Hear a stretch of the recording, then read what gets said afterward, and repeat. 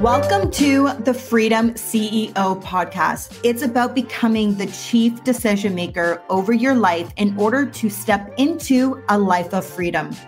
From business, health, wealth, charity, and giving back to just doing life on your own terms. I am your host, Shay Invidiata.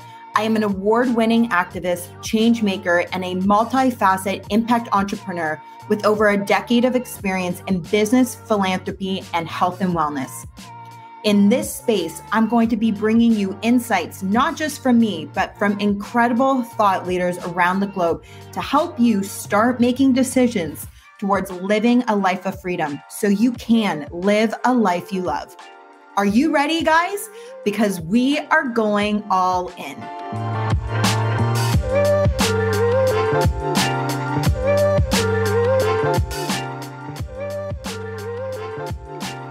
She helps women learn the great grandma skills they need in order to live a sovereign life. From canning to soap making, from gardening to creating income, Steph Taylor is a self-proclaimed plant killer, but last year she spent less than $2,000 at the grocery store because she had the skills to build her own food supply right at home. Steph broke free in less than 18 months, and she is passionate about using her skills and knowledge to help other women and mamas leave the system and thrive. Without the BS, only simple and fun is what Steph is all about. And today, with my conversation with her, you are going to see why. Steph is amazing, and she's got so much she's going to share with us. I hope you enjoy. She didn't need to go to the grocery store for almost a year. She's gone from kind of almost broke to cash flowing. Steph, who I call the Homesteader, you are here joining me on the Freedom CEO podcast. I'm so excited to have this conversation with you today. Thanks for being here. Thanks so much for having me. I'm super excited. So let's dive into your story because this is obviously your journey is what's brought you into where you are right now. And one of the interesting things that I learned about you was that it was over a decade ago that you really were learning what's actually in our food, in the products, in the healthcare system. So when you started that, what did you learn? Because obviously that's different for everybody. So tell me, I want to know, what were you digging up? Well, my husband at the time and we had health issues. I had chronic acne, had it since basically elementary. No one was helping me with anything. It was just script after script. And it was around somewhere in university where I kind of said okay, I need to figure this out. I had been put on medication that ended up landing me in the hospital. I lost some of my organs, and I found out that medication I was on was actually a chemotherapy drug that was off-labelly prescribed for acne. And that just really had me starting to go, okay, my best interest probably isn't here. So I need to start looking myself. It had been almost 2 years at that point. So I just started, okay, what am I putting in my body? What am I putting on my skin? What are some causes of acne? Learning more about our food, more about our products. And when I just scratched that surface, just barely scratched it, I realized there's not a lot of good here. It doesn't really seem like it's for our benefit. The government doesn't really have a lot of regulations. It doesn't seem like they're really making sure people are being taken care of versus the companies that are paying their political budgets. And so that's when I started, okay, what can I make myself? What can I learn? I mean, I didn't know how to cook at that point. If it took more than 5 minutes to make a sandwich, I was not doing it. I couldn't do any of that stuff, but I started slowly learning just how to simplify, how to go to simple ingredients, because I wanted to know what was going in my body to see how I was reacting to it. So that's where it started. And it was a lot of failures over a decade, but I ended up healing my chronic acne. Wow. I was told that I probably wouldn't have kids. I ended up having wonderful children, and now I'm a mom, which is fantastic. And just through what I've learned, I've been able to help other people, and it's radically changed how I live my life and away from the systems, which wasn't a goal originally, but it became a goal fairly quickly when I realized kind of how deep things went. Right. And it's funny because you talk about simple ingredients, kind of eliminating having so many, keeping things simple, going back to basics. But simple does not always mean easier, and certainly comes with challenges. So I would love to know, like, what were some of those challenges that you experienced in this kind of journey of simplicity, if you will? I think two things that come to mind.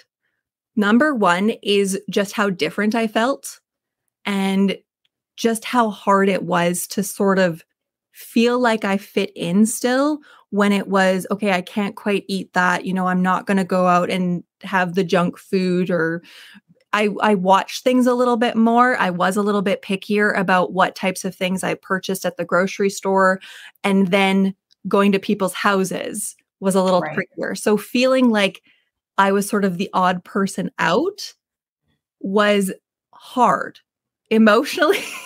And then just trying to explain it, like, why the heck do you want to learn how to grow your own food? Why do you want to learn how to make your own products? That's weird. Right. So that was really hard. And then on the other side, actually learning how to do it was really hard. And I found it really hard because I would be going online, I'd be watching YouTube videos, I'd be searching Pinterest, I'd be reading blogs, I would be going to all these different places, and no one kind of said the same thing. So there was conflicting information, and then it didn't work for where I was living or what my reality was, what the budget I had was. And it was so complex that it made me stop a lot of times, or I screwed it all up because it felt so complex and so overwhelming. So those were kind of the two biggest things for me that were hard. Right. And so, I think sometimes maybe people are like, she says this line a lot, which I do, but I really believe that most things worth enjoying, most things worth fighting for that you want in life are on the other side of hard, right? Like if it was easy, everybody would be doing it, but it's going through that challenge, going through that hard, where you come out on the other side of that, you're like, this is it. This was worth it. Whether it's a fitness goal, it's a health goal, you're learning a new skill. It's not easy. It takes requirement, dedication, time, effort, tears. I'm sure there were many tears along the way for yourself. And when you think of the work you were doing 10 years ago, leading up to 2020 became a turning point for all of us, whether we wanted it to or not, right? It shook us to challenge, to consider everything we were doing. And for the people who haven't done that, for me, I think that's unfortunate for them. But I think, in a lot of the circles I'm in, surely that you have created and that you're cultivating just by the sheer fact alone of wanting to teach people on how to grow food, how to provide for themselves.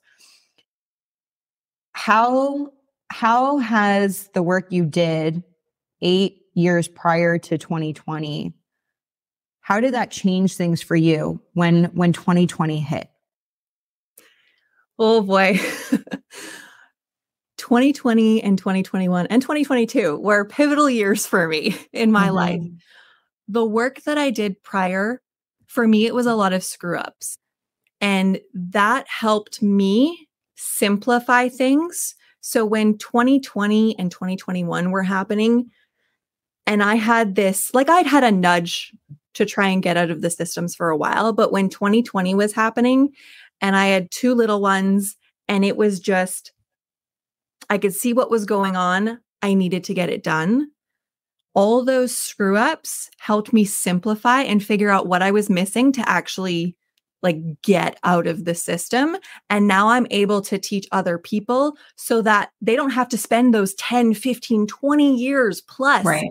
that most people take to get away from the systems. And when I say the systems, it's like the grocery store, the pharmacies, the your own products, money, all that kind of stuff. Like it takes a long time. Mm-hmm. But when you simplify it the way I have in these certain strategies, time collapses like crazy. So I was able to get out of the system from not like literally growing nothing, I'm talking like not even a salad. It was still that bad. To I didn't have to need the grocery store within a year. Which is mind blowing. Like Right? literally mind blowing. It was something like December till August the following year, you didn't step foot into a grocery store and it cost you less than $2,000. Yeah. Like And that's mind blowing. because of my life situation had changed right before that too. So my marriage fell apart, 20 years. My job was mandated. I wasn't going back. I had mouths to feed. And I then relied on what I had developed, which created such an insane amount of freedom. It like it still gets me to this day just how pivotal that was. And the fact that like I still get to spend my days at home with my babies. And now I get to teach other people to do that too by utilizing the skills that our great grandparents had that we had taken from us via convenience. Yeah. Yeah. You know, it's so funny. I was just speaking with somebody earlier today about how we are so conditioned to not even think outside of the system that we've been placed in. And recently I reheard Oprah saying that by the time we're the age 7, we're conditioned to be poor. Mm-hmm. Right. And so, and that's not just even in money, like that is everything, right? It's the conditioning that you're not worthy, you're not capable, therefore you need the system, therefore you're going to do what we tell you to do. It's being poor in mind and also in the physical as well, right? And so you did not, it was through COVID that you started to monetize your skills. Am I correct in saying that? Yeah. And so what was this turning point? What was the aha moment for you that even made you think like this, I could make money from this, and, or not even necessarily like could be teaching other people, but you know, walk me through that. Like you lose your job because you're not complying. Uh-huh. And where did you have this aha moment?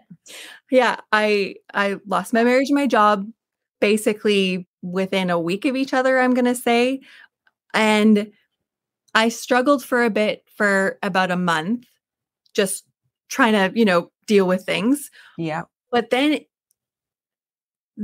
I knew I had this feeling inside me of like, I don't want to be a part of this. I don't want to do the 9 to 5. I'd had situations in my life that happened that I knew the priority was family. I knew there was more. There was more than just going to a job.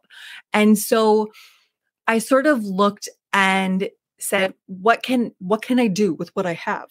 What have I learned? Yeah. And I looked at my last year where in that time, I already didn't have to go to the grocery store. I looked at, okay, how did I actually grow stuff last year versus all of the years prior? Yeah. How can I teach that to other people? Because I know they're in the same situation and I know they're really afraid right now of what's going to happen. And food is the biggest thing that causes people such concern because that's their day to day. You literally eat it like all day long. Totally. And then the quality of it too. So that to me was, okay, if I can just help a couple of people, that ripple effect is going to be huge. And so I just sort of put it out there to kind of help people plan their gardens and just start there. And it rippled effect. And it's been the most incredible thing that I can teach people how to do this while I still screw up myself. Totally. Yeah, I love that. Like imperfectly just showing up, right? Yeah. Just to help. Like, why not? Yeah, 100%. Okay, so walk me through your garden because I think for maybe myself, but other people listening are going, yeah, but I can't just like live off of lettuce for a year. Like maybe she can, but a lot of people don't want to live like that. So what are you growing? What type of food is in your house that has allowed you to not go to the grocery store for a year? So there's a couple of things that I tell people. Number one is look at what you're currently eating. What are some of, and like actual ingredients. Mm-hmm. So, onions, garlic, potatoes, tomatoes, carrots, greens, fruits. What Mm-hmm. is it you're actually eating? What is it that can grow in your area? So starting kind of there, what's on your grocery list? And then how do you buy it? Is it fresh? Is it canned? Is it frozen? Is it dry? Mm-hmm. So looking at those different things help you create what you need to build your own grocery store in your house. And I will say this too, even if you live in an apartment or a condo and you feel like you have absolutely no space to be able to do this, I challenge you on that. Mm-hmm. I have many students, many different walks of life, different budgets, different locations, and they are able to see it. That's one of the things is like I show them how to see it. So there's a bit of manifestation there too, of visualization. Yeah.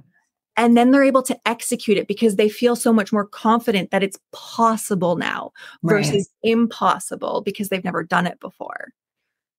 So what I'm hearing is it's not just lettuce.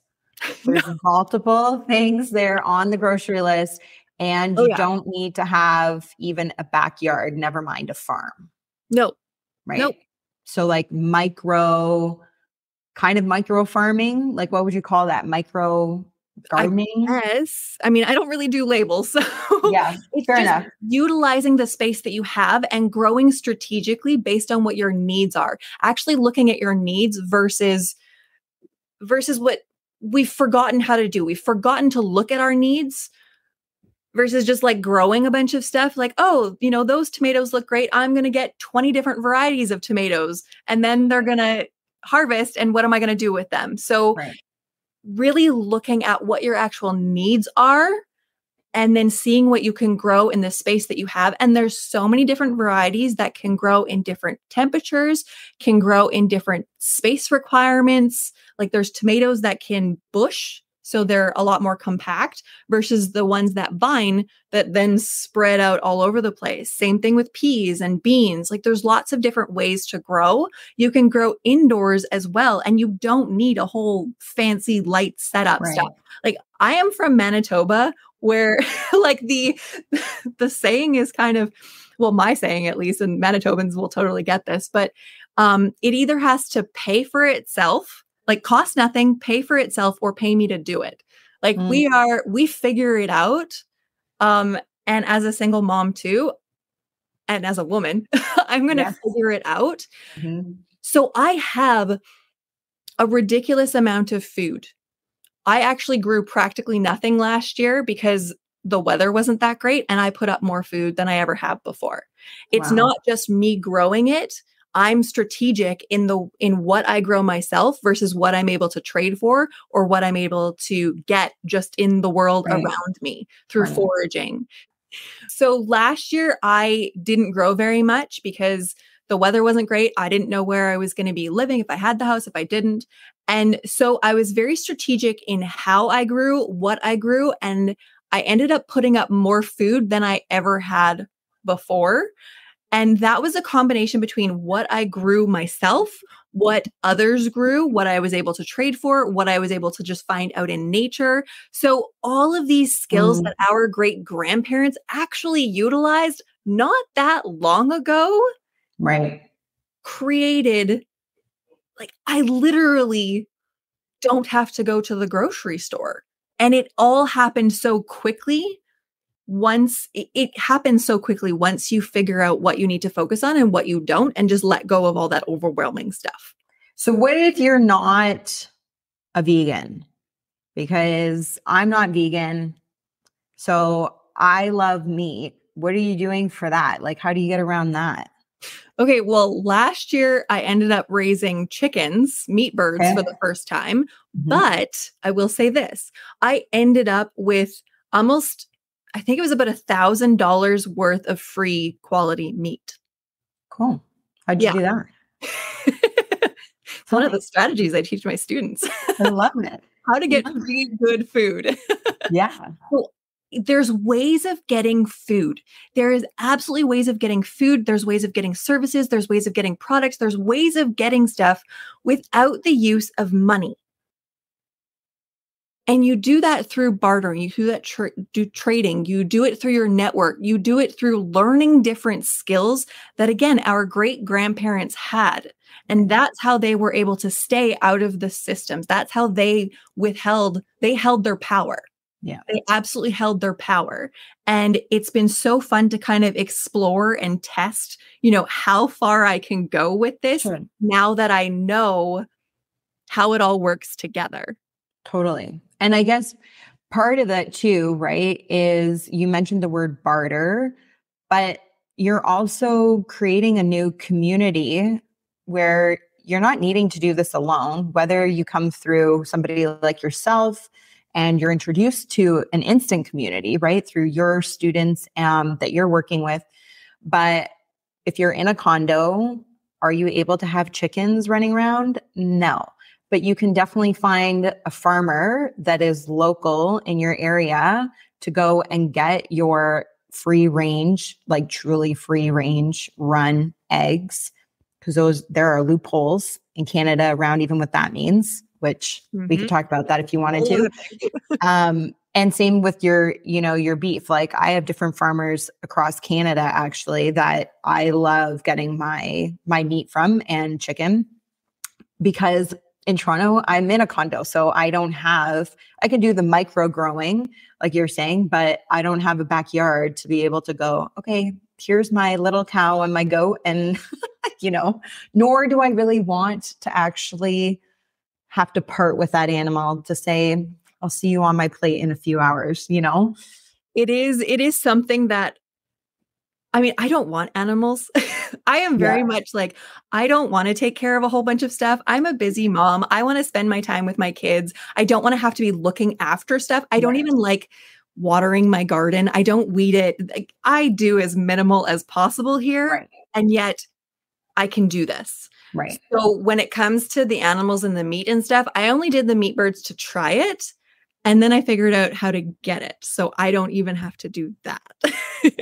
And it's like, why not? Like, why reinvent the wheel, right? It's a very big difference in like growing your own garden versus like needing to become an actual cattle caretaker, which like you're not an expert in that. You don't know how to do that. That is like a whole other lifetime skill, basically. So bartering, trading goods, or going into collaboration of some sort, but just like building out your community, right? And then also too, you're supporting one another, you're supporting local, and that's all comes around. It's all good to be doing. Yeah, there's tons of ways that you can minimize your costs to then take that money that you would have been spending at the grocery store to then spend it back into your local community, supporting actual community members, which then builds that trust that, you can utilize later on for something that you don't even know. And your network continues to grow and grow and grow and get stronger and stronger. Yeah, I love it. So let's talk the basics. As we talk about dumbing things down, simplifying it, and you talk about the basics, 5 things that you kind of go over. So I wanted to pretend like I have clicked on your Linktree link to talk to you about the 5 basics.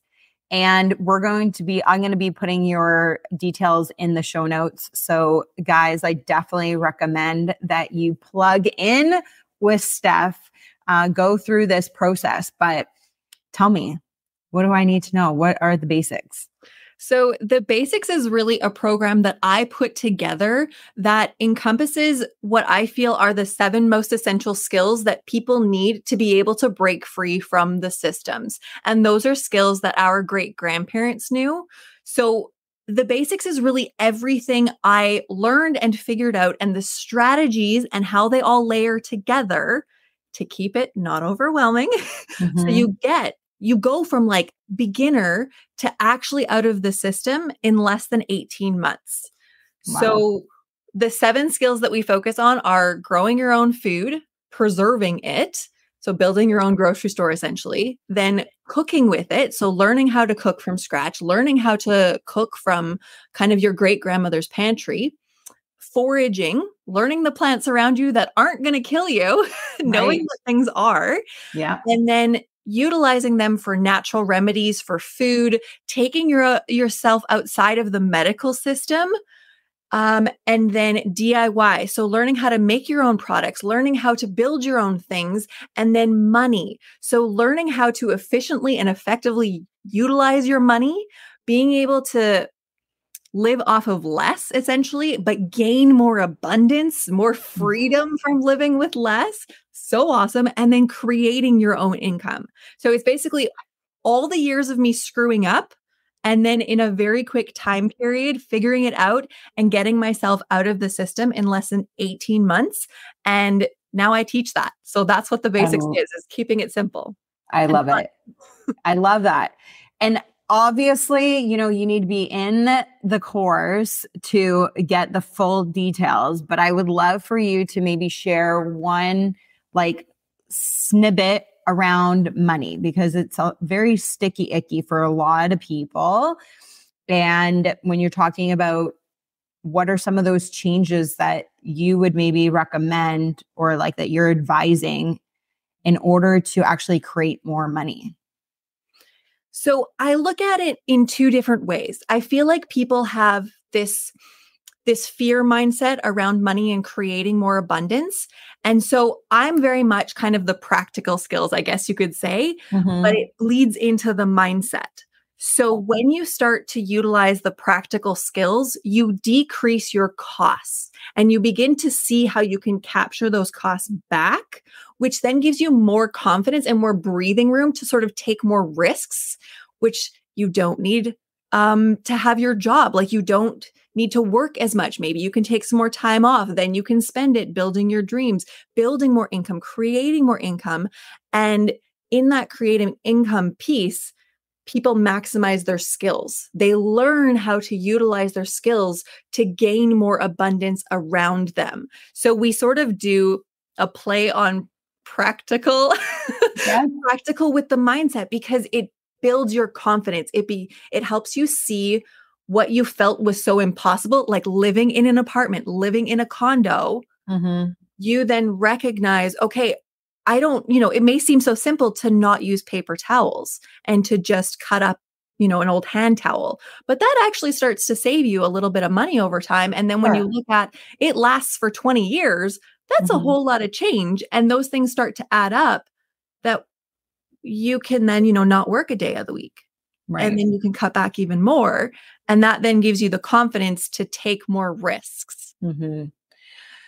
Okay. So when you look at you've had a lot of people rolling through your program, and so you're doing this analysis, if you will, looking at where you're spending in the kitchen, on products, cleaning stuff, just everything. What do you find is the most common unneeded expense amongst people? Well, it's going to look different for everybody because everyone's kind of going to have their own, some people might not want to get rid of paper towels and other people are fine with it type of thing. But I would say it is more things like that, where it's those little things, the paper napkins, the paper towels, the things you don't really think about, but you use all the time. Different things like soap. Soap's actually and I'm not talking like making full on bar soap, but there's different switches that you can do, different levels that you can then make soap for pennies versus buying it. And it has better ingredients for you. So we do that. We do that from the very beginning. I have a sort of a getting started part to it, your first step, your pre-work, I call it. And that's when people start to see how it all flows out based on their life. Mm-hmm. Food is a big one that people start to look at. And they then get to see how simple the shifts are. But in terms of like, if there's one specific thing people spend a lot of money on that they don't realize that can be easily changed, I'm going to say it's more those day-to-day items that we just don't think about. We just use them all the time, or we just go and buy them. And it's like, no, dryer sheets is another one. You don't need to use them. They're actually very toxic. So bad for you. So toxic. Fabric softener, bleach. There's so many things that when you start to pull back and you start to then go, okay, how can I create it or how can I get it? You start to see the value of it because you have to put effort into it. Right. Then you actually start pulling back going, I don't need all of this stuff. And my life is so much better when I don't have all of this stuff. I'm healthier. I'm more relaxed. I'm less stressed. Your freedom comes from a multiple places, which is really, really cool. Totally. I love that. Okay. So the process that you basically take people through, how long does it take to complete like your course? I know you're saying to get out of the system, that's like 18 months to become self-reliant, if you will. What you journey people through, what's that process? So everything is self-paced. You basically go in. I have this really awesome calendar. So it doesn't matter when you join. You actually go, okay, I join in June. All right. You watch the June stuff. This is what you're focusing on at this time. And you start from there. It takes people, I'm going to say, well, to actually like watch everything, it's a day, maybe. Okay. Yeah. It doesn't take very long. But as far as implementing, 3 to 6 months is kind of your window of like where you really put in the work and like see it kind of come to fruition. But a full 18 months where you're getting that second growing cycle to solidify what it is you're doing. Right. Okay. And so I need to ask you, like, when you decided in this, like, basically a crossroad, right, of 2020, losing your job because you weren't complying, and then looking at how can I monetize everything I've learned? How can I create a business out of, in your words, your failures, like your lessons for people? When you decided to monetize this and put this together, did you at all have this idea that it was going to grow and have this vision and ripple effect the way that it has? Honestly, no. I had zero idea. And I didn't even have an idea when I was in that place where it's, okay, I have to figure stuff out. What am I going to do? So figuring out the idea and then executing it has been the most incredible experience. The people that have come, the growth that I've seen in such a short time period has been mind-blowing. But the ripple effect too of people learning these skills and then passing them on has been incredible. And then, I mean, just the growth, the word of mouth of what the basics is and who I am and what I teach has been really, really cool. And so what's next? Like, where do you see the growth for yourself or what you're wanting to do with what you've created? Me, I'm getting on stages. I know that. I know that I'm going to be speaking to so many more people because, again, I want to show people that the impossible is possible. And it doesn't have to be as complex and as overwhelming as we make it, because when you simplify it to the basics, and it's not just these skills. This is a mindset of how you strategically like make it easier for yourself. The abundance and the freedom that comes is absolutely mind-blowing. So I know that for me, myself, I'm getting on stages, I'm speaking big. I love it. Yeah. But as far as in my program, in the basics and my students, I know that this is it's already in the first year, almost 2,000 people have been impacted by my work. Wow. So I know that even this year and continuing on, this impacts not just the people that go through it, but it's generations, it's parents teaching their kids, it's the neighbors then learning, the family members. It's huge and it's just going to keep going. And I love it. Well, I'm so happy for you. You know, this is what happens when we take aligned action, you know, because you can clearly see you're passionate about it. It's not about the money. It's about the impact and being able to serve people. And that the abundance just flows from that, you know, when you take that aligned action and not ignoring your intuition, not ignoring like that feeling that you said you had where you were like, you've got to wrap this up into some type of package and do something with it, you know, that there's value there. You mentioned offline something that I want to ask you about because I think it's very interesting. You said that in the process of doing this and creating what you have, it's allowed for you to step back into your feminine after living in the masculine for so long, which to some people would actually look like the opposite because you're doing a lot of physical work.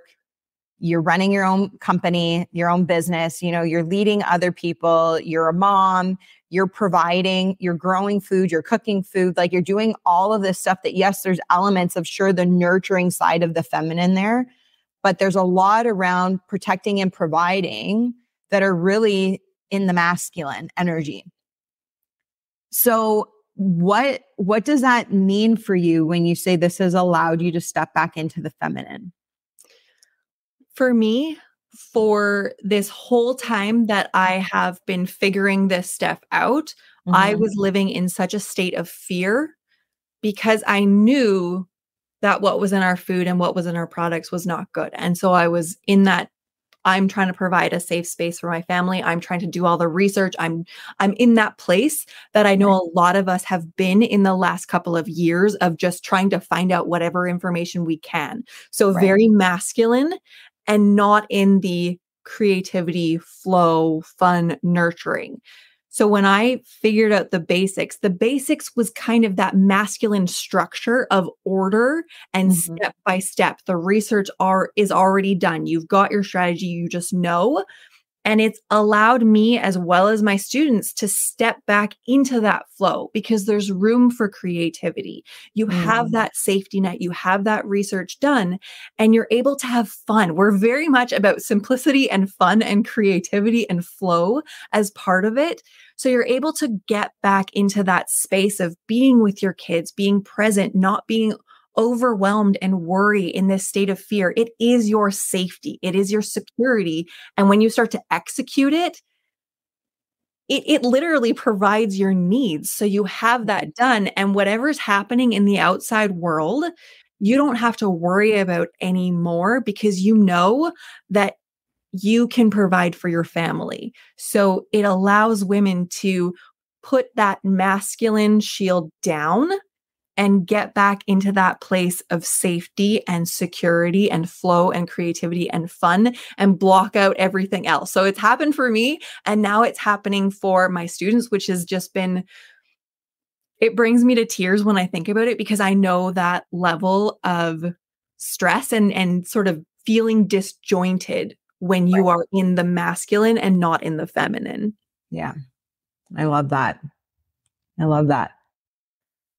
And it's so important, right, to be balanced in both, you know, not to deny the feminine and not to allow the masculine to not be there, to like to it serves as a very strong purpose, obviously.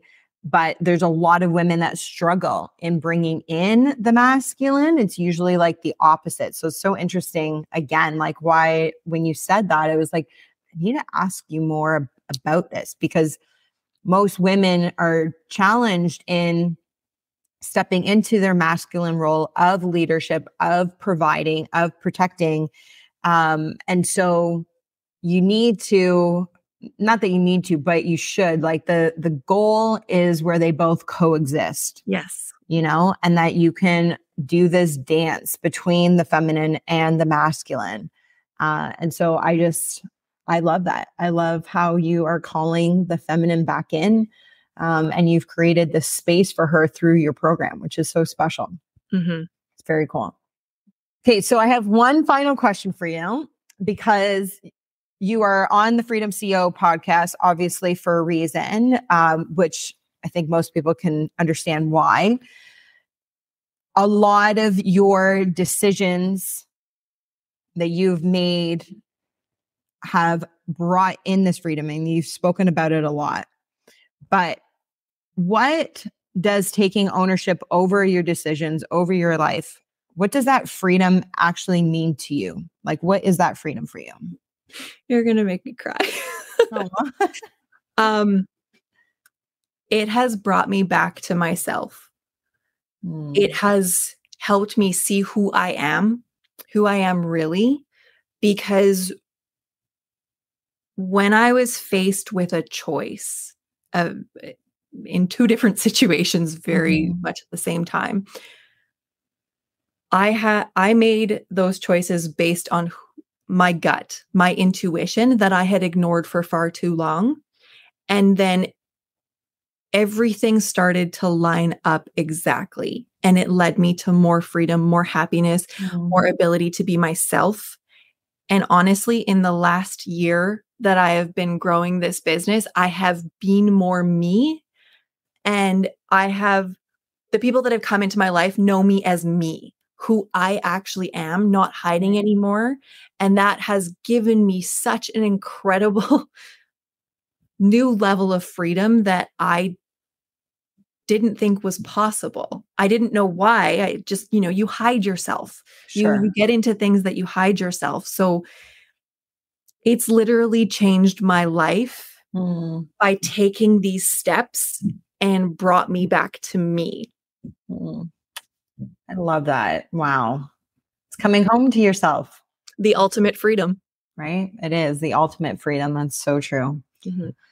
Steph, I'm so grateful for your knowledge, for your wisdom, hearing your story. It's so encouraging, and it's just such a humbling reminder that if you can do it, anybody can do it, right? Like, it's just such a powerful reminder that you're able and you're capable, and it starts in your mind, and changing that mindset and starting to just take action and see what happens. Yep. I always say, if you do nothing 100% will happen.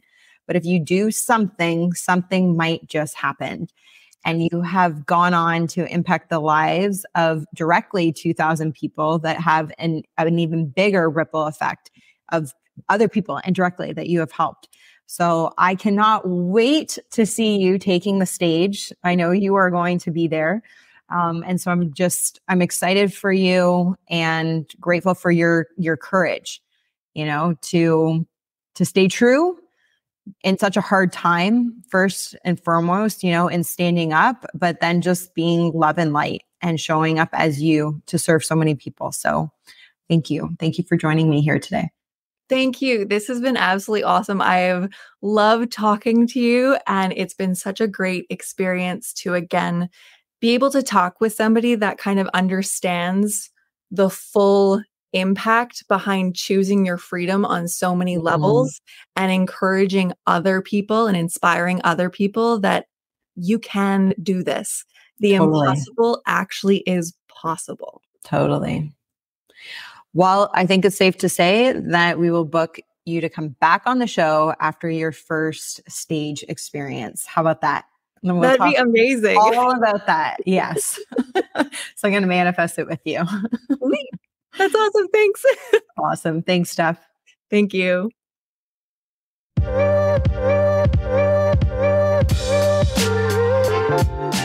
Thanks for tuning into the Freedom CEO podcast. If you got value out of today's show, I would love for you to leave a review, as it will help my show reach other people as well. You know what to do. Download this episode, click the like and subscribe button. If you feel like spreading more love, hop over to Instagram and share today's show in your stories. Remember to tag Shane Vidiata and the Freedom CEO. My DMs are always open, so drop me a line. I'd love to connect. Until next time, keep owning your decisions to live a life of freedom. Live a life you love.